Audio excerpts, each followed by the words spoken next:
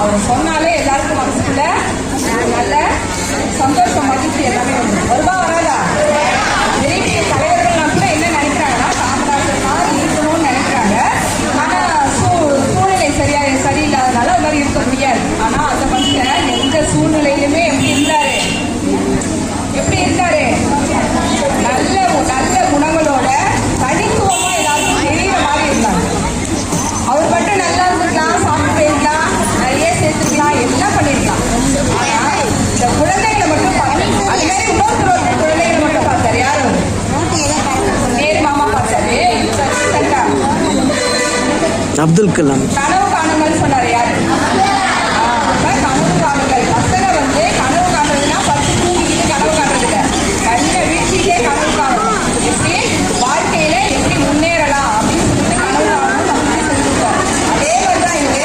அப்ப கனவு கண்டு அதை ஜெயிக்கணும்னு சொன்னா அடிப்படையா உனக்கு என்ன வேணும்?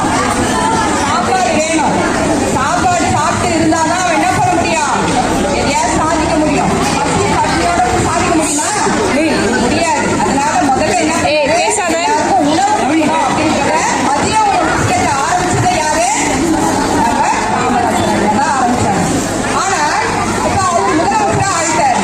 ஆயிட்ட பிறகு எல்லாருமே ஒரு மரியாதை கொடுப்பாங்க இல்லையா? இது நம்ம தமிழ்நாட்டுடைய முதலமைச்சர் அப்படின்னு சொல்லிட்டு மரியாதை செய்வாங்க.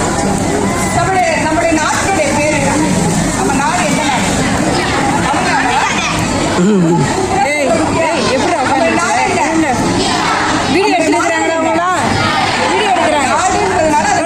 சொல்லக்கூடாது. சரியா? சரி. அப்ப நம்ம தமிழ்நாட்டினுடைய முதலமைச்சரா அவர் வந்துட்ட பிறகு அவங்க அம்மா வந்து பொது பைப்பு கொண்டியா எல்லாருமே இப்ப நம்ம வீட்டுல அந்த பைப்ல தண்ணி குடிக்கிறோம். நல்ல தண்ணி முனிசிபல் வாட்டர் வந்து குடிக்கிறதுக்காக நல்ல தண்ணி குடிக்கிறோம். அப்ப அந்த தெருவில் போயிட்டு என்ன பண்றாங்க? அந்த அம்மா எப்பவும் போல தண்ணி குடிக்கிறாங்க. உடனே அதிகாரி நீங்க என்ன நீங்க வந்து ஒரு முதலமைச்சருடைய அம்மா அப்படின்னு சொல்லி என்ன பண்றாங்க? அந்த வீட்டுக்கு அது வரையும் யாரும் செய்யல. உடனே போய் தண்ணி பைப் போட்டு கொடுக்குறாங்க. ஒரு நாள் காமராஜர் என்ன செய்யறாரு? அந்த வீட்டுக்கு போறாரு. நம்ம அம்மாவை பார்க்க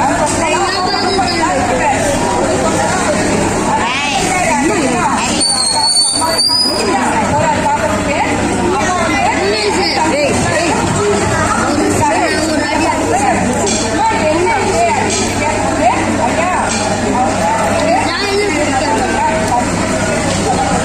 போட்டு கொடுத்தாங்க அப்படின்னு சொல்றாங்க. உடனே அவர் என்ன செஞ்சாரு? ஓகேன்னு சொன்னாரா? இல்ல, முதல்ல அதிகாரிகள் கூட்டாரு. முதல்ல இந்த பைப்புக்கு 4 பேர் எப்படி இருக்காங்களோ அதே மாதிரிதான் என்னோட தாய் இருக்கணும். தனிப்பட்ட முறையில் எந்த சலுகையும் எனக்கு வேணாம் அப்படின்னு சொல்றாங்க. யாராவது சொல்லுவாங்க நமக்கு யாராவது சலுகை கொடுத்தா என்ன செய்வோம்? வாங்கிப்போம். ஆனா அந்த மனுஷன் என்ன செய்யல? சலுகையை வாங்கல. அம்மாவும் மற்ற தாய்களை சொல்லலாம் என்னுடைய தாய் இருக்கணும் அப்படின்னு சொல்லிட்டு அந்த இதை வந்து நிராகரிச்சு பைப்பை எடுத்து கொடுக்குறாங்க. ஒரு தண்ணி எல்லாரும் எங்க குடிக்காங்களோ அங்கே போய் என்னோட தாயை குடிச்சோம். அப்ப அந்த நல்ல மனதோட அவரு வாழ்ந்தாரு. அதே போல மறையும் பொழுது அவர் வேஷ்டி சட்டை வெள்ளை போட்டுருக்காரு. வெள்ளை வேஷ்டி வெள்ளை சட்டைலாம் போட்டுருக்காங்களா? அந்த வெள்ளை வேஷ்டி வெள்ளை சட்டை கீழ்ச்சின்னு சொன்னா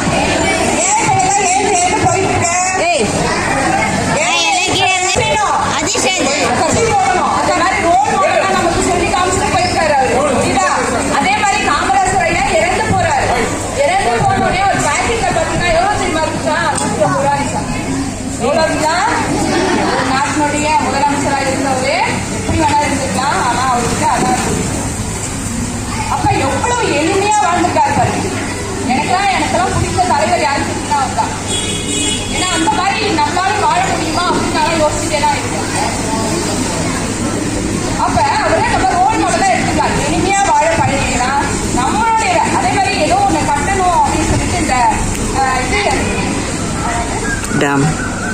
அணை அவருடைய பீரியட்ல தான் கட்டிருக்காங்களே. நீர்ப்பாசன திட்டத்துக்கு அணை கட்டுறது அவர் படிக்கவே இல்லை. ஆனா